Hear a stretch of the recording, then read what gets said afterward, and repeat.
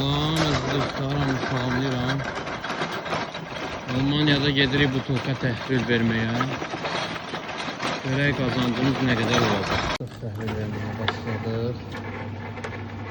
Gördüyünüz kimi 25 sent davam edirik. Arkadaşlar 2 euro 16 sent olub artıq. Son 3 butokamız qaldı dostlar. Bu da sonuncu şişemiz. Onu da təhvil verək. 15 euro 16 sent qazancımız oldu. Manatı özünüz çevirərsiniz. Bir kağız aldıq 15 euro 16 sent. Hal-hazırda kassaya yaxınlaşır. Qutulu bax bu kassadan götürəcəyik. Bu da bizim qazancımız dostlar.